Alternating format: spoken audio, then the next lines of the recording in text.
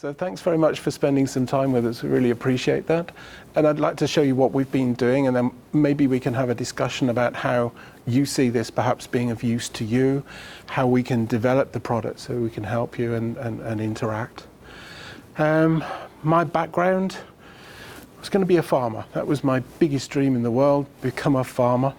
So I failed all my school exams because I went to one of these posh British grammar schools where you had to go off to university. And the only way to get to work on a farm was to fail my exams, which I did successfully.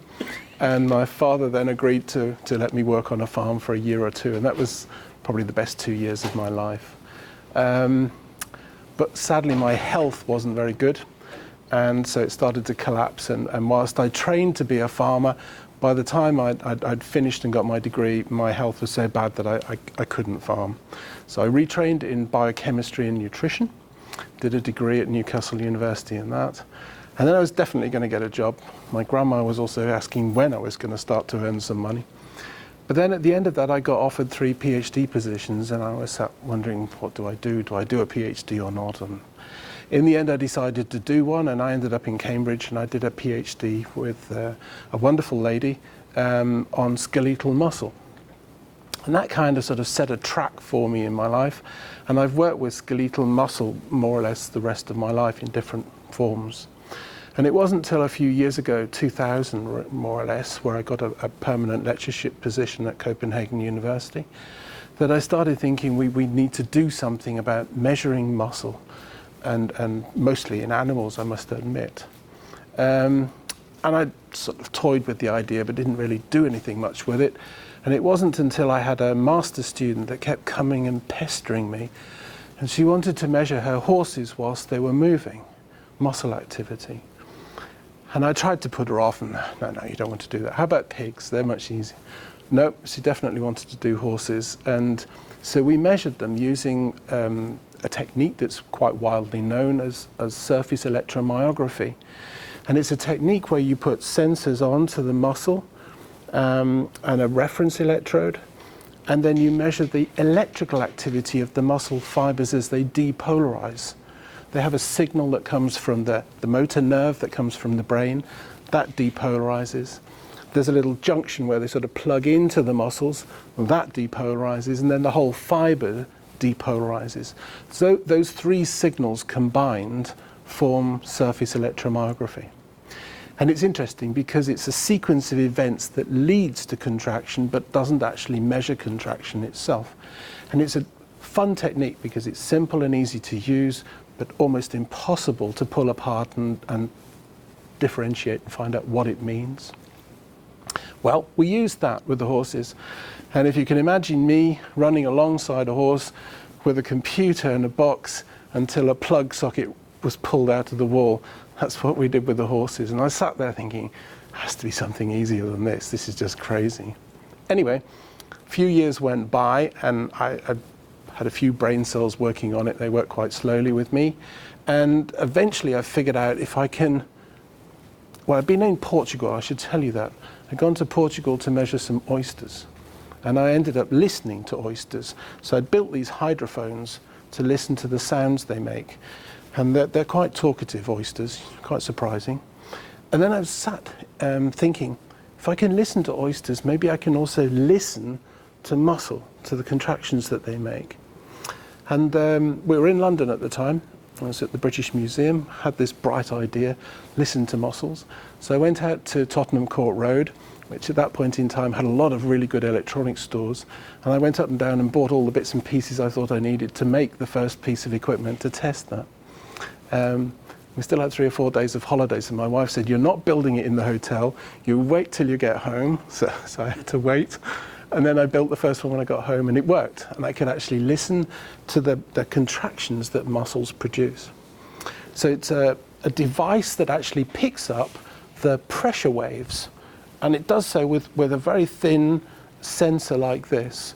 It has a brass plate which picks up the pressure waves. It vibrates very slightly and deforms the brass plate.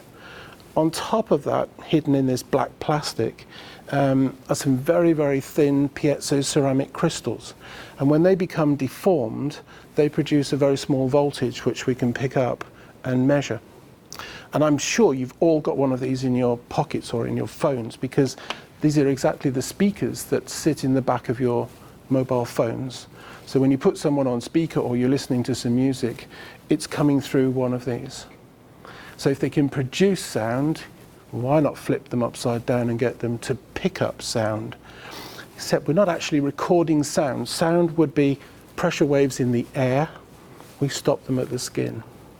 So we put a small amount of gel. We've now started to develop this hydrogel, so we don't have to use acoustic gel. It just sticks onto the skin. And then the sensor picks up the pressure waves of the muscles as they're active. And we've made the system really sensitive. There's no amplification, but we can take it all the way up to 32 decibel gain amplification. And we can do that in real time.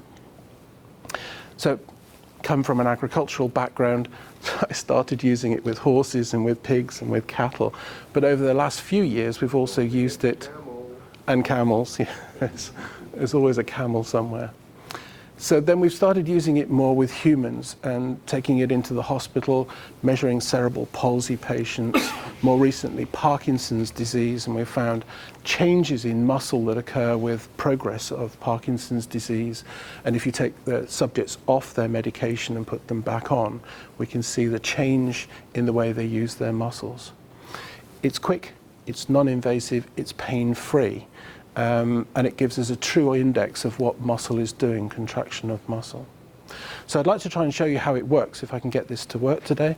They're kind of small units these days. You can have a look at them.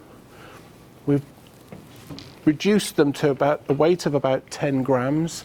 They have a battery life when fully charged of 6 hours. You put them onto a charger and they just induction loop charge themselves up, switch off when they're fully charged.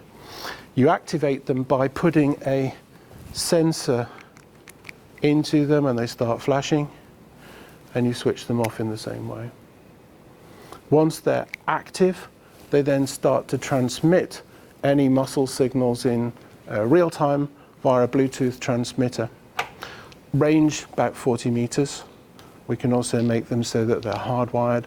We can also make them so that they can be measuring over hundreds of kilometers if you want, doing a remote reading, which is kind of useful for horses. So it could read the heart from here? It could read the heart, yeah. And we do that, in fact, with horses. Put it on above the heart of the horse, get the horse to exercise round, and then we can pick up the atria and the ventricles. So yes, it can be used for that as well. We've also started listening to stomach intestinal sounds in cattle. So it has a number of, I mean, it's just a very simple device, but in terms of muscle, it's really kind of fun. So I'll try and get it to work here and show you what's going on. So if I'm lucky, you can follow in real time. So if I do I don't know, if we just do one of these. This is the app which shows you, from a clinician's point of view, where to place the sensor.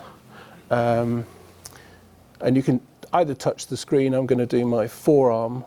So I'm just going to press this, extensor carpi radialis. It gives you information about where the muscle is and what it does. We can add various muscles if that's necessary. And then I can start a measurement, use it on Bluetooth, and I should have 2 units flashing. Just disconnect, put this one on. So I put some hydrogel on this one, kind of sticky, and if I just place it onto my arm, onto the muscle, it will stay there nicely. Refresh the units, connect them up, proceed.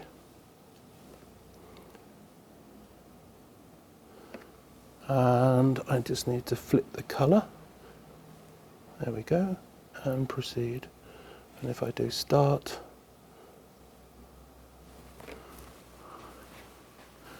so you should be able to see my muscle now as I squeeze my hand, what you're seeing are contractions from my muscle, pressure waves coming from my muscle. And I can make it more sensitive or less sensitive. Change the dB gain setting to say 32, and you will pick up more or less sort of resting tension. Not really using my hand at the moment, but you're picking up resting muscle tension. If I start to use my hand and my arm muscle, you can begin to see. The bottom sensor connected, which is why you're seeing a straight line. Right. Yeah, I've just done one arm. I could have done the other arm. And then back to just resting tension. So you can see I'm using this muscle to hold my arm in balance. So there's some muscle activity there, even though I'm not being physically active. But then once I begin to become active, you can see how much activity I can generate. And then back to just resting. So this is essentially what it does. And we talked a little bit about, Raymond and Mike and myself, about whether this could be of some use to you.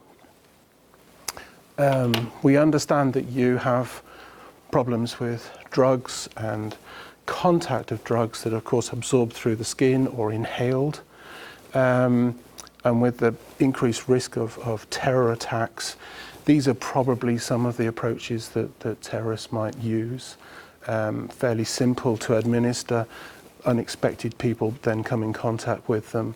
And of course it can have serious, if not fatal, consequences for individuals. And I've seen one of the videos of one of your police officers that came in contact during a routine search of a vehicle.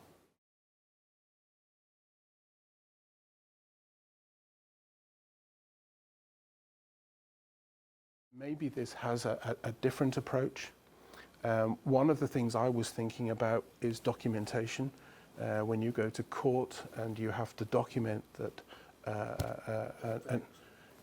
an effect, and you have a criminal that says, well, there was nothing, I was there, I just didn't see any effects, then you've got to be able to document and say that. And of course you can have urine tests and blood tests and samples like that. But if you've actually got some sort of muscle monitoring effect, then that could be a really useful thing to back up your evidence in court. The other thing I was thinking more in terms of, particularly to begin with, is a baseline screening test of your officers as they go out. What is a healthy, normal situation? Will they be exposed to low-level toxins and compounds over a period of time, weeks, months, years? How does that affect their health in the long term? We know that there are changes with opioids over time. So perhaps that could be a useful way of monitoring whether someone's health, whether they've been exposed to something, and whether their health is at risk and they need to be treated in some way. We could also develop this, it's not ready at the moment, but we could also develop this for a real-time monitoring system.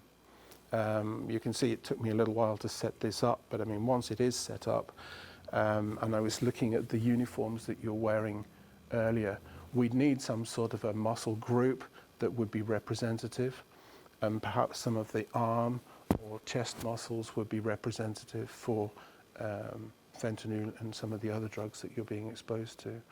Perhaps these can be incorporated relatively simply into some of the clothing that you wear. So the officers don't have to think about what they're doing, they simply connect these up. We could make them with a larger battery life so that they're just running constantly and you're getting a live streaming. This is a Bluetooth, but we could also put a SIM card in here so that they stream constantly to the internet, and then you could monitor your officers whilst they're out and about. We can make it automated. So once we know what an individual's baseline is, we can then have a look to see, let's say if they tap on them to say, I'm now going out to look at a vehicle, there's a potential risk. We can then monitor what's going on. And if you see changes in muscle activity, it could send an alarm signal, for example, to the internet to warn people. But I still think that your injection system is the best. the quickest and the fastest, if you think there's some sort of risk, inject your officers before anything happens. But it could be, I think, a useful monitoring, long-term monitoring system. Raymond? I think we should also let them know what we're starting to look into in developing in NASA for the spacesuit to kind of measure Yes. in microgravity force to help them realize what's happening when you go into space. Yes, as Raymond points out, we keep sending people up into space, they keep coming back, and we've known for quite some time now that the muscle mass when they return is less than when they started. Most likely because they don't use their muscles against gravity. They're not exercising them in quite the same way. So we started to think, how could we do this? And we've just sent in a proposal to NASA of how we can do this.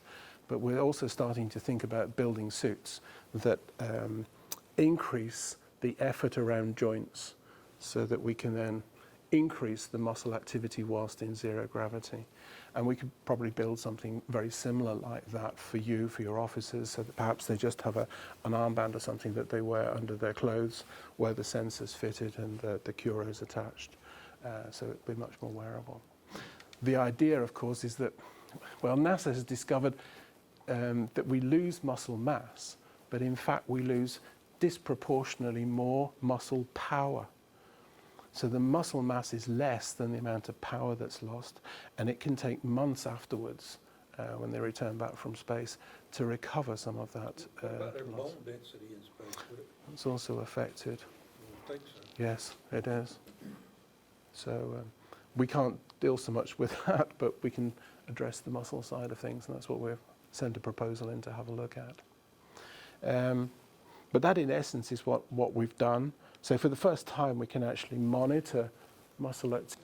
One of the things that we've discussed is the deputy that inhaled the fentanyl, and everybody saw that, I'm sure, in your line of work, okay?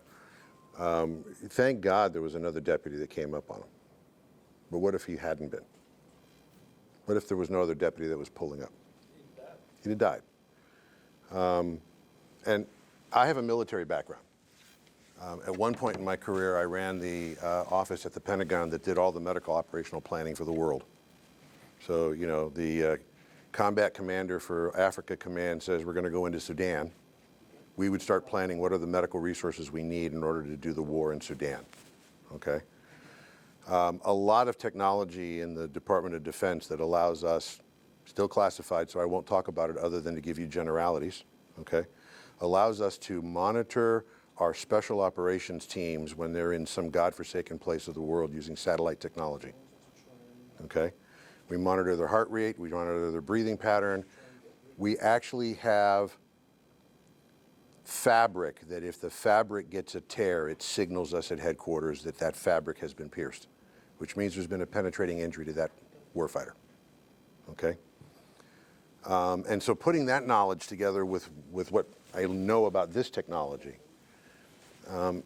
we believe that it can be shown with study that there will be an abnormal pattern of muscle when it is, because we have identified abnormal pattern of muscle in Parkinson's and MS and in other cerebral palsy, okay? We believe that there is a clearly identifiable pattern.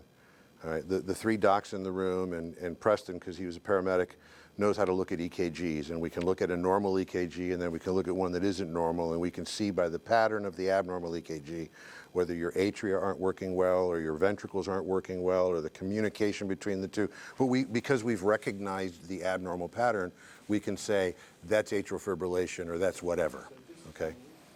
Same would be true with this, where someone can be monitoring it, and because we have the capability of actually not only uploading it to satellite, but having GPS, we would know the exact location the individual was as they had this abnormal pattern show up.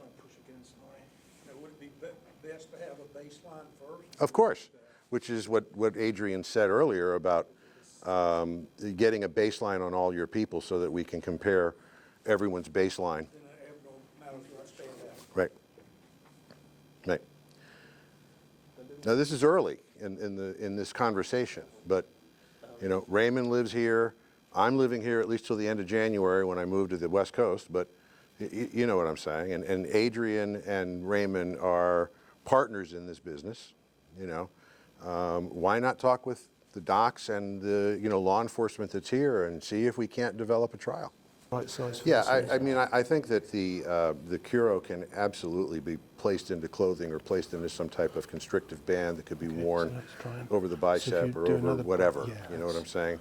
put you on To there. get a constant read on muscle, so I'll and just tuck because you of the battery in life being under. about 6 hours, you would need to have some Okay. type of power pack Let's to it, see. but that's all technology that Adrian can clearly do, or a way of turning it off and on. The deputies riding in their car, or the police officers riding in their car, they're not doing a traffic stop, okay? The charger. It's sitting in the charger, you know. Just switch. I have more than one, yeah. It's all USB. But they're on 12-hour shifts. Charger right there in the car. But if you get 6 hours of battery life and you're not doing 6 hours of traffic stops, There you I'm go. sure. No. And even if I'm Ooh. doing a traffic stop, So if and I I'm, give you a bit of resistance, that's right, there you that's go. right, that's my point. Okay, And again? and a traffic stop for a illegal right turn on red then is not here's something me. you're going to want to search the car for. You're going to walk up to the So if we window, do the license, two together. registration, et cetera. Okay, you don't need to turn it on. There you go. The force is with you. let's do it again. So that's the two of us together. Grief, you're strong. Okay. And then this is me messing about, and then there you go. Look at the force Adrian has. Uh-huh. He's gonna put a hockey player. Rugby. Yeah, that I'm not fits. bad for a penny farthing rider. You can see, that's the basic system. It's really not rocket science. It's quite simple, but it's kind of fun. We've never been able to It's see this simple, before. But it's pretty unique. Yes. You know, and I've looked at EMGs and I, you know, tried to read up and see this is pretty unique. So, So, Well, FDA has said so. They actually said to Adrian and I, remember in January this year, they had us on a conference call. It's unusual that we would talk to the review team of the FDA. Yeah. And they had to admit to Adrian, you have some cool technology we have never seen.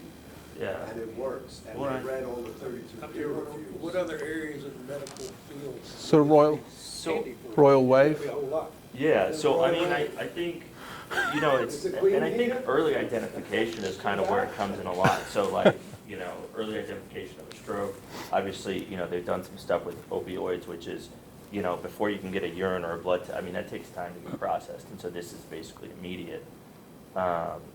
You know, there's other stuff, I think, you know, potentially there's a lot of stuff in like TBI and that kind of stuff. If you're looking at some of the smaller muscles and you can refine it a bit, I mean, that's a huge potential. But again, I mean, this is, right, I mean, I read over a bit of your literature and that kind of stuff, and so this is just me as like an academic trying to kind of understand and hypothesize, but it's, again, it's a really kind of unique product, and it's not ultrasound, it's not, you know, the EMG, it's not the stuff that I'm used to working with. So it really, I mean, it piques a lot of interest in what it's capable of. You know, the other side is kind of like Dr. Torres was alluding to, like, you gotta be able to recognize that pattern. And so I think, you know, for, as far as you guys, my thought is, well, where does it play in, right? Who's going to be interpreting it for you, right? Are you doing it yourselves, right? And you have somebody that's dedicated to each individual doing it. You know, there's some other thoughts I would think, you know, when you're out in the field, is it, hey, you know, are you going to try and interpret this, or are you just going to take some naloxone, or something, right? And it may be both, right? But, so there's, you know, certainly some questions to answer, but there's a lot of potential. I think TBI testing, like having baseline and follow-up on that, seems like a fantastic one. That's a huge potential I could see if you can get that refined to, like, you know, some of the muscles of the eye and some of the other things that you can pick up. And right? I mean, I think. I mean, that's easy enough to do. Just place a small. I mean, I have to make some small sensors for that, but we can I mean, make that's them. easy for you to do, but as a medical professional, that's tough, right? If I get anything else on there or try and get baselines and stuff, it's again, it's really, you know, to put, you know, EMG sensors on things, I have to shove needles in them, right? When you get to really fine muscles and stuff. So, so this is it's unique. It's really It's cool. quick. It's non-invasive, and Yeah. But you know, we'd have to collaborate on Sure, this and sort of, sure, yeah. because I need to know what you guys need, and then we can start to build that and test it, and then end up with something that you're happy with. Yeah. So As I say, it's- again, I'm trying to be a neutral party. I work over with Dr. Rodriguez, but I mean, happy to, but you got some good medical folks here, and Well, if this was definitely going a to be, brilliant man. if this was going to be studied here in Marion County, and I'm living in Coos County, Oregon, it's not going to be helpful for me to, Right. to be the medical support. It's going to be the two of you guys, you know what I'm saying? Or whomever else you pull in. If you involve EMS, you need Frank Fraunfelter. Yeah. You know what I'm saying? I talked with But- him. I sent him some of the links on some of the literature that you had on your website and everything, because he was really interested in, what I was trying to describe it to him. I probably didn't do it justice. I didn't have the oyster story, but I think I think there's a lot of potential. There's a lot of unknowns in that that medical stuff that I'm like hypothesizing on, but there's definitely a lot of potential. So Well, it's brand new too. Yeah, it's brand new. There's not been. There was a NASA astronaut a few years ago, back in the 80s, called Dan Barry. I think he went up with the Challenger a couple of times.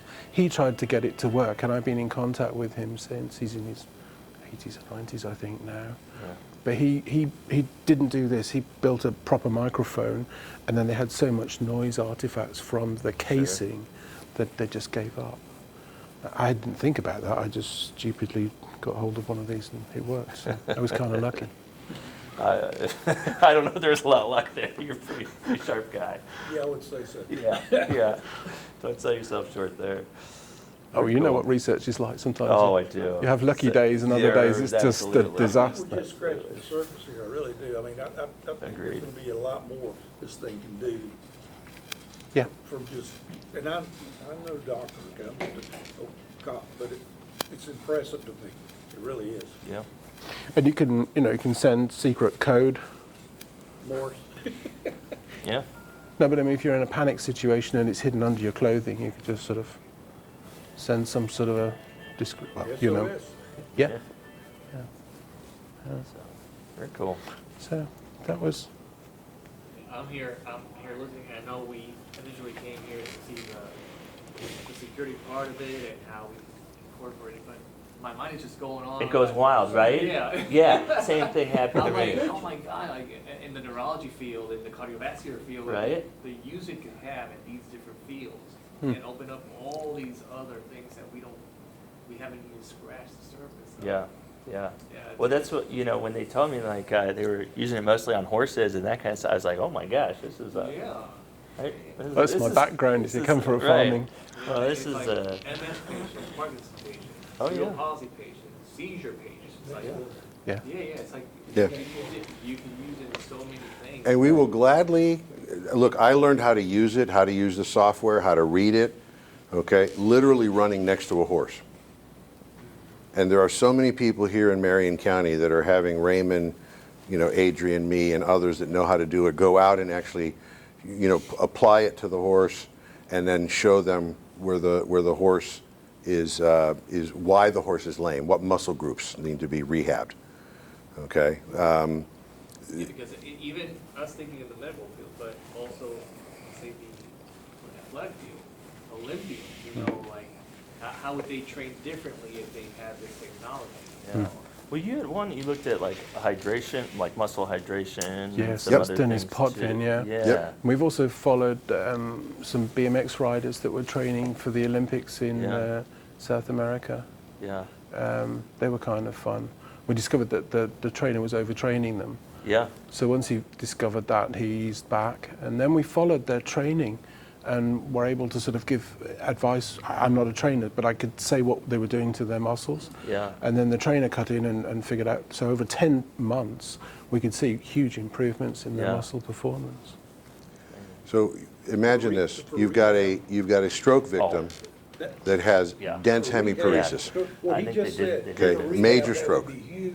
Yes. You apply the CURO, Particularly, and you know, see when the you're talking about resting elite tremor. athletes too, right? They're looking And at you now some know of the smaller that there muscles, is some a of the, like, connection accessory between brain and muscles, muscle. some of these other things that Like are Dr. right. Q would love this, wouldn't he? Okay? Yeah. Now, the connection may not go all the way to the prefrontal Yeah. cortex where there's conscious thought to move the muscle. You But can the see it's quite sensitive. brainstem, I just do a the few thalamus, is talking to finger that muscle. movements. Okay? That's a rehab candidate. Versus the patient who had a major stroke and has dense hemiparesis, one side of their body is flaccid, and you apply the CURO, and there's no resting tremor. Okay? There is no signal to that muscle whatsoever from the brain. That individual is not a rehab candidate. Right. And we send lots of people to rehab from the hospital that never get better. Yeah. So imagine the savings to the health That song, system they tried to by send me taking to somebody rehab, and and I applying a said, CURO no, and seeing absolutely flatline and making a determination that this is not a rehab candidate. Amy Winehouse. Okay. Yeah. And waste of time, waste of energy, waste of, you know, resources. Right down the street. Okay. From what you were saying, Doc, we've had conversations with some professional sports teams, the Lightning, for example. Okay. The chief physician of the Lightning is somebody I happen to know. And so we've met with him. And they are very interested in applying this device to their team before they're hurt. Okay, they coined a phrase called prehab, not rehab, where they compare the strength and function to see if there's asymmetry one side to the other. Because in these star athletes, the stronger muscle is used to compensate for the weaker muscle, which increases the risk of injuring the stronger muscle. And so if you can identify asymmetry in these star athletes, then you can train the weaker side to diminish the asymmetry. And Adrian has actually shown this with equine models with horses, where he was able to show the asymmetry in a horse, and as they rehab, it was an injured horse, as they rehab that horse, the delta between the two waves completely diminished over about 180 days. Yes. Yeah. It took 180 days to rehab the horse, but 180 days later there was no asymmetry. And anecdotal, a horse here in Marion County that I tested that had an asymmetry, we were able to identify what muscle groups needed help. This was a champion hunter jumper, you're familiar with that in horse world, that hadn't won in a few years because of an injury. And we were able to use the CURO to show them. 6 months later, won a championship. Wow. Because you isolated that muscle. We isolated what muscle group needed to be rehabbed, and then the vets, and we didn't do the rehab. We just told them, here's your problem. Yeah. Yeah. Okay? And the vet was there for the testing and said, I know how I can train this horse to fix it. 6 months later, won a championship. Second place, not first place, but still, placed in a championship. This program able to chart and graph and overlap so you can see progress or not making any progress. So a great example, if you were to sit here and do what you're doing with the horse, and the Yep. next week do it again, and next week do it again, and then Yep. overlay them to see whether or not Yep. it's able to do all that. So you could put this on and go out and do your routine training, that you do perhaps weekly or monthly or whatever you do, and take a recording, save it, and it's date and time stamped, and it'll be saved under your initials or name. And then the next time you come in, the next recording will be saved there as well. So you'll be able to, as you say, follow exactly what sort of progress you've made and whether you've improved in terms of muscle mass, coordination, firing frequency. The three parameters it's showing on the left-hand side, can you see there's an E, S, and a T? These are values that should change in real time. As I move and intensify my muscle activity, they will change very slightly. Now, what does that stand for?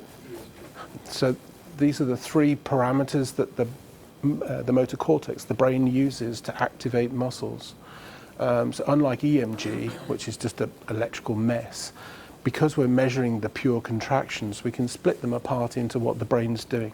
So every time you decide to pick up a phone or a cup of coffee or whatever, your brain has already figured out how many muscle fibers it needs to do that, to produce the force, what firing frequency those muscles need to be fired at, and you also have a level of coordination or efficiency. And that's what I've put here. E is for efficiency. It's the way you're able to control and coordinate, synchronize your muscle use, switching it on when you need it, switching it off when you don't. And this is what happens with Parkinson's patients. They don't switch off after they've switched on a muscle. It stays on for longer. S stands for physiology. It's the spatial summation. It's actually the amplitude of the signal. So it gives you an indication of how many fibers you're using. And T is, again, physiology, temporal summation. It's the firing frequency in hertz with which you use your muscle, 20 hertz, 50 hertz, 90 hertz. So these three parameters can be used as a diagnostic tool. How efficiently are you using your muscle for any specific task? How many fibers? What firing frequency? And that allows you to follow disease progression, rehabilitation, training, for example, and then say, okay, over the last month I have improved my coordination. I'm using fewer fibers because they're more coordinated contractions that I'm using. It'd be interesting to see in a high adrenaline situation, a baseline, and then see in a fight or a shootout, the readings. Yes. That would be interesting. Yeah, that would be really, to monitor someone in a high stress You situation. know where this would also be beneficial? Greg, are you all still doing life scan with police department? I know the city fire does it every year, but is with life scan, so remember when we did Yeah, we life did. scan? Yeah, we're not Because they doing do the muscle tone, and especially for like county fire, they do a mandatory yearly test, that works out all their muscles that they would actually use in the fire service. Yep. Right?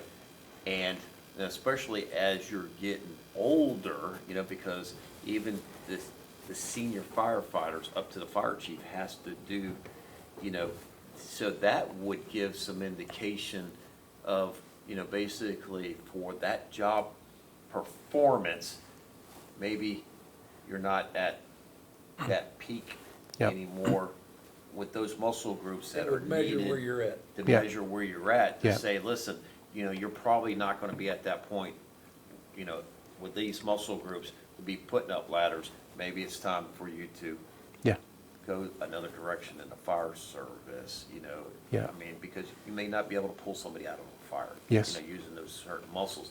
But life scan would probably be something for you all to Yeah. maybe kind of partner with, because they're doing, I would probably say about 70% of first responders in the state of Florida, that program. And, because when we went, they Yeah. do the muscle, certain muscle groups and stuff like that, Yeah. and they give you a graph, how they measure it. But this would do them a lot better. Oh, yeah, this would be more real. Yeah. Yeah. More real. but It's a more good point. Defining. When do people become more of a liability than a help in a emergency Well, I mean, that's like with situation? me, I was in the fire service for 32 years before I came to the sheriff's office. But I had to go into training division because with my back and, I had tore, Hey, honey. muscle here. fingers off. Just cut it to the finger and stuff. I'm in the police That, department, but I can realized talk to you. What's up? personally Oh, that snap. I did the same. It happens. Yeah, it does. Is, No, talk to me, but- what's up? Oh, you've lost two. That's cool. I just, And a piece of the other one there. Yeah. But, I only did one. Digits. is I made that decision that I just cannot, made that personal well, decision. now all Not only for my my safety, but my staff. synapses my are crew, firing. that What's going on? I'm not at 100%. You're not peaking. Yeah. So, but I think this way you start seeing these muscle groups start, Oh, Detect it early. It's Detect- subjective, right? it- It's tough Okay. to fake that. It is, love you so. too. Be home soon. Where are you? Are you going home? Yes?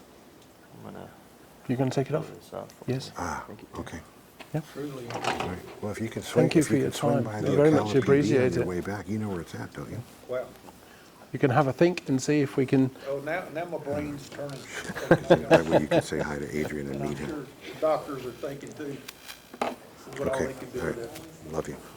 I'll finish this or stop it if you're happy. God gave you a gift, man. Yes. He did. Yes. To be able to do that.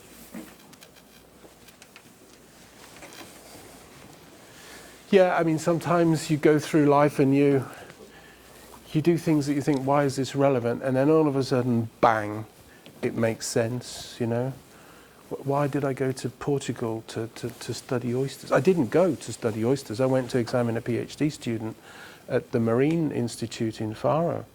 And while I was there, one of the scientists said, she said, bring some old clothes. Because we're going to, she didn't tell me why, so I took some old clothes. And she said, we're going out on the Rio to look at oysters. And I said, nothing about oysters, you know. Yeah, but they're not very well, and we figured out you might know what's wrong with them, right? So we went out and looked at these things, and then I started, they said, what are you going to do with it? So I said, I think I'm going to listen to them first. And they nearly fell out of the boat laughing. And I said, no, I mean it. And let's see what sounds they're making and things, non-invasive. So then I went back to Copenhagen, built the hydrophones and stuff, and then they said, we've got the grant. So I said, what? Yeah, we applied. We got the grant. When are you coming? Okay. So then I had to fit that into my schedule and go down there and start listening to oysters and things. And then from that, of course, I was able to figure this out. And what kind of sound does an oyster make? Well, they make 5. But one of the most interesting ones is the one that you really want to hear if you're an oyster farm, and it goes a little bit like, it sounds a little bit like a horse. They have mouth parts, and if you overfeed them, which is a good thing, they make this noise when they're pushing excess food away from the mouth parts. So when you hear that, you know, okay, they're getting enough to eat and growing at a fast rate.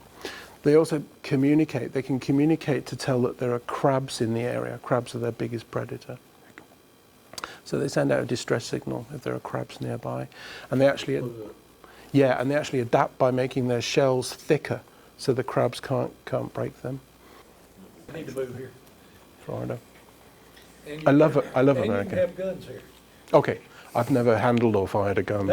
Anyway, if there aren't any more questions, I have to run. I Yes. appreciate you. Thank you I'm very sorry? much. Yeah, I'll talk to Raymond. and it's good to meet another finger guy. Here? I'll talk No. to Raymond about that with Be happy LifeScan. to. Yeah. But I think that would be Thank you. a definite. Thank you very much, everybody, for your attention and your time today. Joe, Robert, before you go, Michael just has a couple. Thank you very much. Thank Really you so much. appreciate coming Really today. appreciate it. Thank you for coming. Well, I you. touched on it Thank you. sir. about, Thanks for coming. I touched on it about, you know, we can develop a protocol with whatever study we end up doing, okay? That would allow for real-time monitoring every time an officer or someone puts the device, a firefighter, okay, puts the device, turns it on, real time, and the GPS, every one of these transmitters has a GPS built in it. We just have to program it to turn it on. Right. Okay? So, you know, with your career field, we would, of course, want that turned on, and it would upload to the internet so that wherever the officer's at or the deputy's at, you know, we're able to immediately identify the device is on, we know who it's assigned to, you know, it's Bob Smith, okay? And Bob Smith just had an abnormal muscle pattern show up, and we know he's doing his traffic stop, okay? And he's reported that he's going to be searching the vehicle, all right? So with an appropriately scripted protocol, so that someone at... Abnormality comes up. Right, the abnormality comes up, and immediately EMS is notified, okay, and dispatched. Or his partner, or whoever, yeah, okay? You know, all officers in the area, Officer Bob Smith is at the corner of walk and don't walk, and he's now has an abnormal signal. People start responding, EMS is notified. So I'm just saying we can build a protocol, okay, that would increase the chance of an officer who's been exposed to something getting saved, okay? This isn't Narcan, No. okay? But it tells you when to apply Narcan. Exactly, okay? And to me, that's the beauty. And then what Doc was saying, Rodriguez, right? What Doc Rodriguez was saying, we've not met, I need to come shake your hand, about all the other aspects of how it could be used in medicine. That's what's got my brain going.